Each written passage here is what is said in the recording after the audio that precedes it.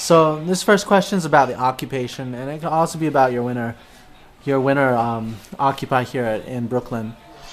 What I want to know is, what did you like about this whole project of Occupy Wall Street? People coming together to live outside the system. What kind of things did you like about both in the park and all this winter long? What for you was worthwhile or worth praising, to the general public, and what do you think is the positive aspects of the occupation? One thing that was amazing about the occupation to me was that there was nonstop learning that was happening because of the fact that there was no money needed Right. for anything at all.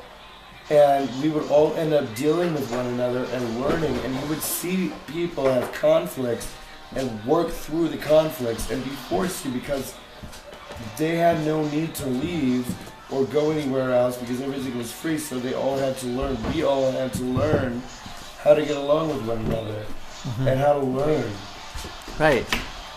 We all saw that, yeah. I really appreciate hearing that. One of the first times I've heard people mention learning as part of the occupation. We have been learning a lot, just being together And and growing. Right.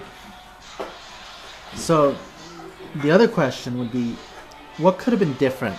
You can approach it from either angle. Like, what was missing in the occupation that should have been there, or what kind of things did you see happen there that you wouldn't have wanted to happen if it didn't have to happen?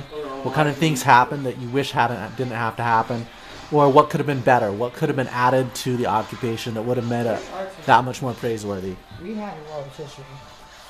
I think that's our tissue.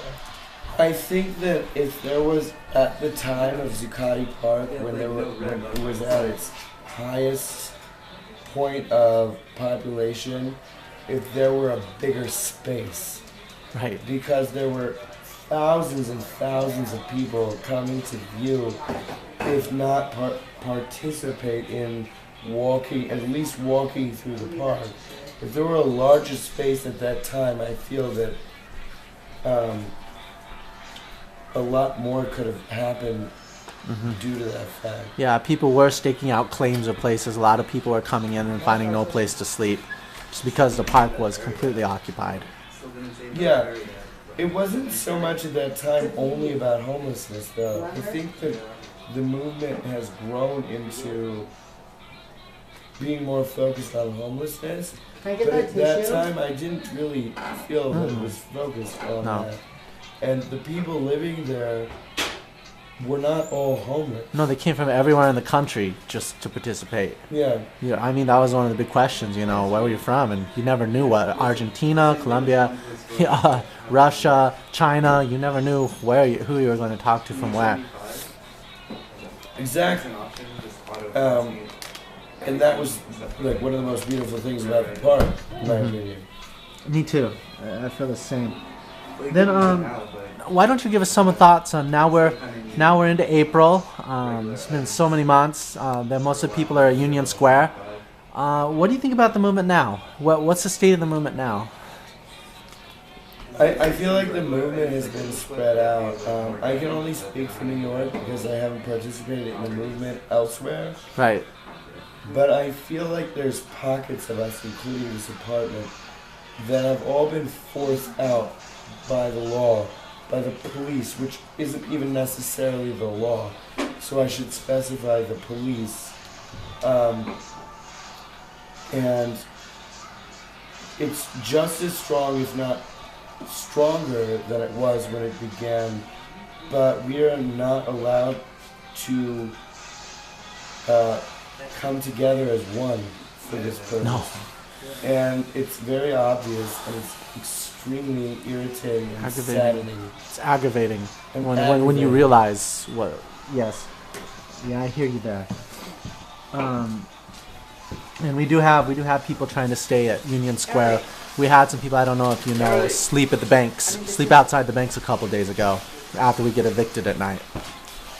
Yeah, I mean, I think that's terrible that they have to, but a good thing that they're doing it in groups. Yes, exactly.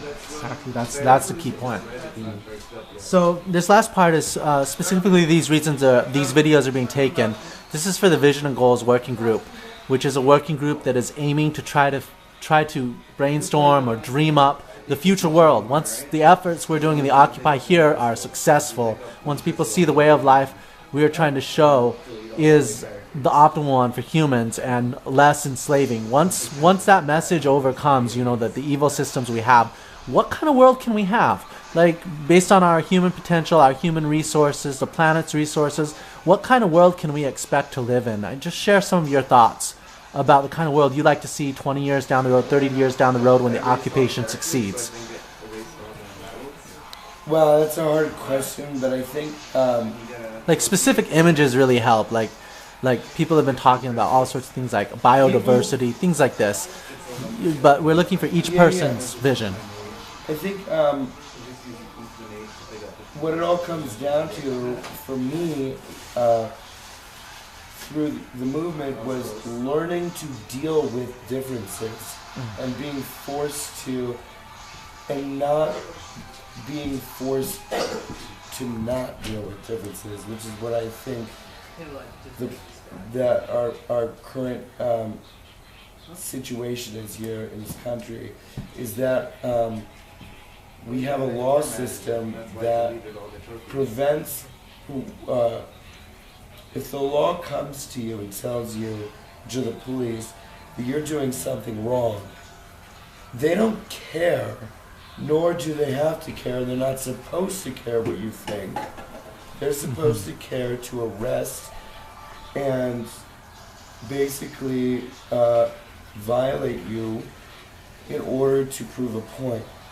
Whereas in human life without the law, we fight with one another based upon the fact that we feel harmed, possibly, or something, or violated, or threatened. So we learn and grow. But the law, as it currently stands in this country, prevents that from happening. Right. Yeah. So what you're saying is that we're not allowed to work out our differences. We just get separated the second something starts. Exactly. And I think that in the end, if the movement succeeds, which it will eventually, I should say when, that will be what I will look forward to most. Well, is the ability to communicate with one another and not feel as though we have a right not to, because we're paid more money to do a job that has nothing to do with us, to prevent other people from arguing. I hear you. Yeah. We don't have to listen. We just have to have it our way. It's the philosophy of the 1%, and I want to see it go just the same. Yeah. Thanks, man. Yeah. Anything else?